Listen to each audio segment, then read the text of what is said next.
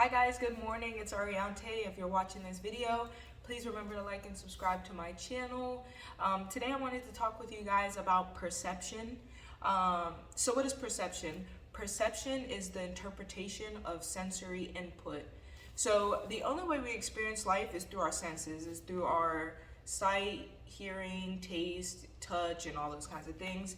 And then it's up for interpretation on how we take that thing. So one person might find something that's slimy, very repulsive, while the other person likes the way it feels. Some person may hate certain sounds, some people may love them, some people may not hear certain things, some people may.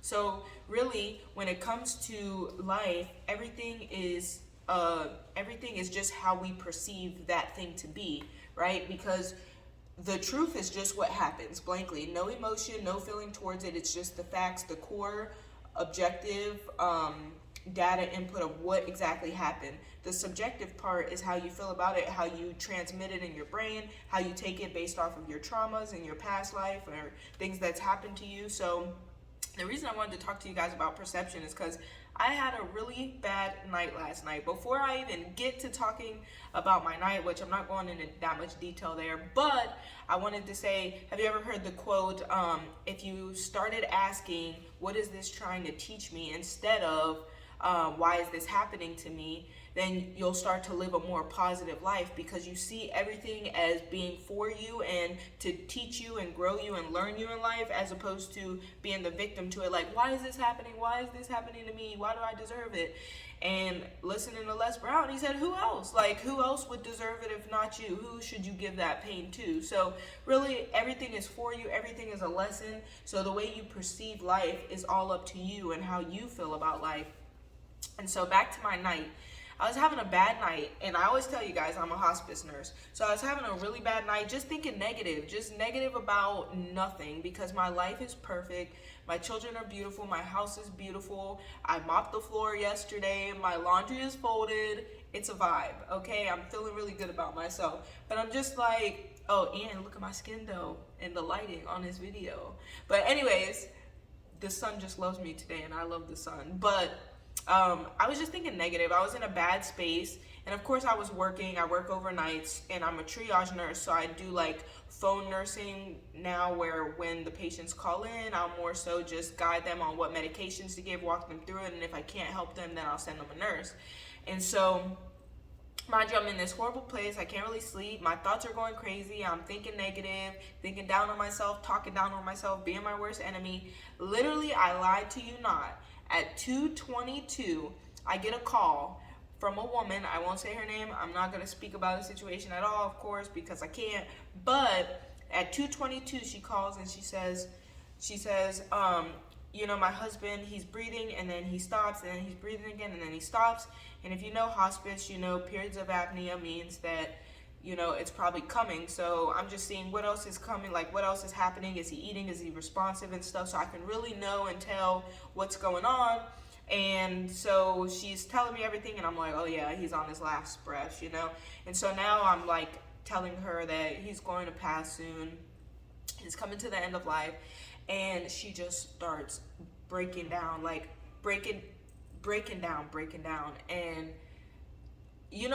I find this is my favorite part about hospice, because it leads you to another level of empathy, and you see the world from a place that not a lot of people get to see every day. But here I am crying about a bunch of dumb stuff. I don't even know what the heck was wrong with me last night. I can't even tell you right now to this morning. It's just you get in those spaces, And here this woman is calling me about literally her husband dying, her best friend. And it's just her and him in the house. He's dying. And she's scared. She's losing her best friend. She's emotional. She's breaking down. And here I am explaining to her that he's dying, and that this is the steps, and that he's probably going to be gone in the next couple days. And these conversations are so rewarding, because you get to provide a person answers and comfort in a place where they're so lost and confused and anxious. So I love it.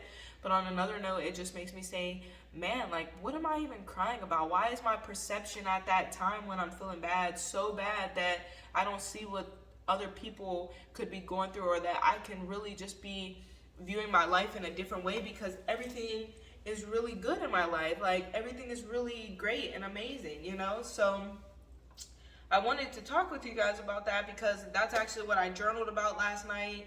I journaled right after it, because I'm telling you, there's no silence like after you have a conversation like that. Anything you thought you worried about is nothing anymore. Anything that you thought you were crying about, that you thought hurt, it doesn't hurt compared to that, because someone's dying right now. Someone's dying everywhere in the world, and here you are living. And here my children are happy in their bed. My sister happy in her bed. Me happy in my bed. My family, my mom, my parents. My mom beat cancer. My dad had a stroke, survived. Barely any ramifications to him physically. And it's just like, I'm so blessed and honored. And when we can really truly understand that our perception of our world creates our whole reality, and really see that people out here really have it bad and we're doing good, and we can really just be grateful. We understand that life is an honor, and everything we get to experience in every moment, every way we say hi to someone, every way we say bye to someone should be with so much love, because people are dying every day.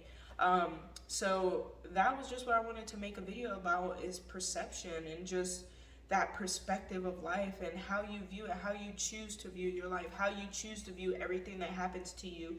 You can build off of small wins and look at your blessings and attract more blessings, or you can build off of everything that happens to you from a victim standpoint and remain the victim, because the universe is just going to give you more situations to keep you how you are, because how you are is saying what you want to focus on, what you want to come into the world. So when you view your blessings, you bring blessings. When you view your pains and hurts and you're that victim, you're going to keep getting situations to keep you as that victim. And I hope you don't stub your toe that day, because that hurts. So if you're watching this, of course, my journal prompt for you today, my journal prompt is just to write what you're grateful for. No, we're not going to do that. I have a good one. 2/3 of the world does not have access to clean drinking water. 2/3 of the world does not have access to clean drinking water. So I want you to do a journal entry today on all the ways you saw water come up in your life, because that is something I think most people take for granted. Some people say they don't like it, which is very horrible, and I don't see how you're an adult or living life and not liking water. That makes up 80% of your body. But either way, 2/3 of people don't have access to clean drinking water. Write all the ways you've experienced water in your day-to-day, because I imagine you've already experienced it at least 5 times since you woke up. I don't know what time you're watching this video, but write about drinking water, clean water, and how much access you have to it every day. And so my journal entry from 3 o'clock in the morning, and by the way, just so you know, her husband did die an hour later. So last night I started work so heavy. At 2:22, I ended up on the phone offering as much comfort as could be given to a woman whose husband took his last breaths. At 2:22 on this night, my children sleep comfortable in their beds to wake up and have a good day at their new school. And my son asks me for a really nice train set that he wants for the house that he found at his school. But this woman here and now, who is named after a flower, is coming to terms in the most vulnerable way and heart-wrenching way that this may be the last minutes or days that she'll experience with the man she once went on a first date with and thought, I could do this forever. Forever is now, and the end is inevitable. This is a different kind of silence that shows up after the conversation, the kind that says everything you think is loud doesn't matter. Everything you thought was heavy is light. Everything that has hurt you multiplies times 10 in her cries as her best friend, whom she maybe has created life with, no longer responds to the I love yous. The same I love you that at one time was the first time, and she called her friends giggling because if nothing else in the world, he loved her. That's a soul-cleansing sound, that cry. It cleanses the noise for us all. God is love, Only.Ariante. And so that's just kind of the way I think. Like, working hospice, working with death, it's so humbling, and I'm so honored to be here with you guys on YouTube, to be here experiencing life in general, and I just hope to send you guys love and light and perspective.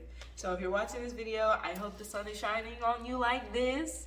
I hope you're having an amazing day. I hope that you are seeing all the things you're grateful for and your blessings are multiplying and you continue to be blessed in life.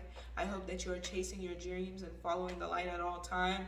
If you're still watching this, please like and subscribe to my channel to grow with me. I love you and I hope you have an amazing day.